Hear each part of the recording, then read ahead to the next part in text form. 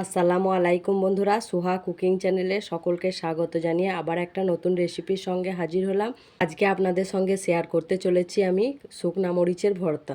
দেখুন শুকনো মরিচের ভর্তাটা কতটা লোভনীয় হয়েছে, আপনারা দেখেই বুঝতে পারছেন। দেখেই খেতে ইচ্ছা করছে না? দেখুন, সত্যিই খুবই খেতে মজাদার হয় আর দেখতেও প্রচণ্ড লোভনীয় হয়। যারা এখনও পর্যন্ত এই শুকনো মরিচের ভর্তাটা খাননি তারা আমার রেসিপিটা দেখে অবশ্যই শুকনো মরিচের ভর্তাটা বানিয়ে ফেলুন। আর আপনাদের সঙ্গে ছোট্ট একটা অনুরোধ, যারা এখনও পর্যন্ত আমার চ্যানেলটাকে সাবস্ক্রাইব করেননি সাবস্ক্রাইব করে দিয়ে পাশে থাকুন আর পাশের বেল আইকনটা প্রেস করতে ভুলবেন না। যারা ইউটিউব চ্যানেল থেকে দেখছেন তারা সোহা কুকিং চ্যানেলটাকে সাবস্ক্রাইব করে আমার পাশে থাকবেন, আর যারা ফেসবুক থেকে দেখছেন তারা গ্রাম্য রান্নাঘর পেজটাকে ফলো করে দেবেন। খুবই সহজ একটা রেসিপি, তাহলে চলুন ভিডিওটা সম্পূর্ণ দেখার অনুরোধ রইল। ভিডিওটা সম্পূর্ণ দেখতে থাকুন। আজকে আমি বানাবো শুকনা মরিচের ভর্তা। সেই জন্য আমি এক বাটি শুকনা মরিচ নিয়ে নিয়েছি। আপনারা যে যেরকম খাবেন সেই রকম শুকনা মরিচটা নিয়ে নেবেন। প্রথমে আমি এই মরিচের বোটাগুলো ছাড়িয়ে নেব।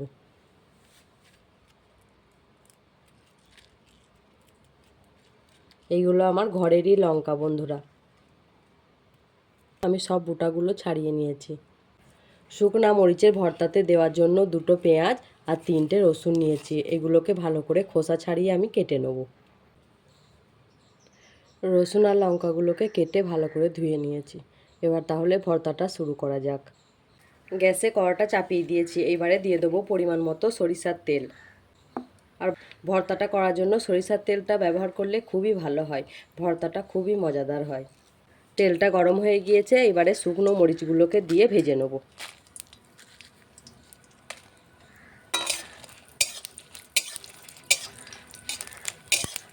আমার মতো কে কে এই শুকনা মরিচের ভর্তাটা পছন্দ করেন অবশ্যই কমেন্টের মাধ্যমে জানাবেন। আমার তো খুবই ভালো লাগে।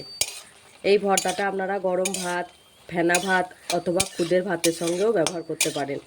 দেখুন আপনাদের সঙ্গে কথা বলতে বলতে আমার মরিচটা ভাজা হয়ে গিয়েছে। এবারে আমি তুলে নেব।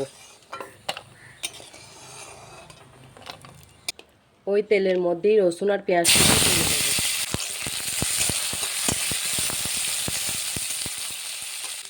এখানে রসুন আর পেঁয়াজটাকে খুব ভালো করে ভাজবো না, আমি হালকা করে ভেজে নেব। আর এই অবস্থায় গ্যাসের ফ্লেমটা মিডিয়াম করে রাখবেন। যেহেতু তেলটাও অল্প দেওয়া আছে সেই জন্য আমি মিডিয়াম ফ্লেমেই ভেজে নেব ভালো করে। পেঁয়াজ আর রসুনের একটু ব্রাউন কালার চলে এলেই আমি নামিয়ে দেবো। বেশি ভাজলে ভর্তাটা পোড়া পোড়া গন্ধ বেরোবে, খেতে মজা হবে না। যারা শুকনো মরিচের ভর্তাটা খেয়েছেন তো জানেনই, আর যারা এখনও খাননি তারা আমার এই রেসিপিটা দেখে অবশ্যই ভর্তাটা বানিয়ে নেবেন। খুবই মজা হয় এই ভর্তাটা খেতে, গরম ভাতের সঙ্গে শুধুই খাওয়া যাবে। এবার পেঁয়াজ আর রসুনটা হালকা ব্রাউন কালার হয়ে গিয়েছে, এবারে আমি তুলে নেব।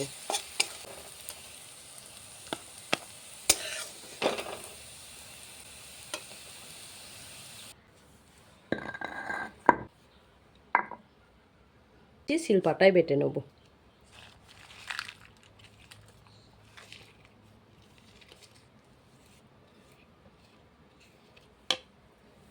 আপনারা চাইলে মিক্সিতে পেস্ট করতে পারেন, কিন্তু আমি মিক্সিতে পেস্ট করব না। আমি এই মরিচের বিচিগুলো একটু গোটা গোটা রাখবো বলে আমি পেস্ট করব না।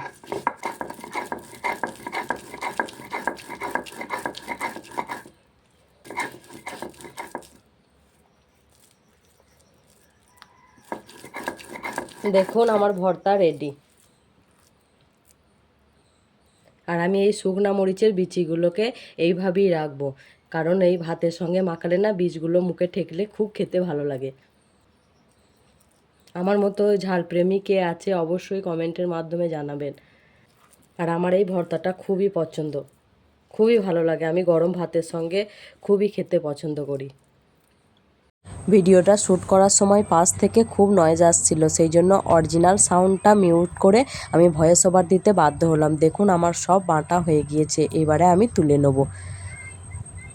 তাহলে চলুন আসছি আবার নতুন একটা ভিডিওর সঙ্গে। ততক্ষণ আপনারা ভিডিওটা দেখতে থাকুন আর চ্যানেলটাকে সাবস্ক্রাইব করে দিয়ে অবশ্যই পাশে থাকবেন।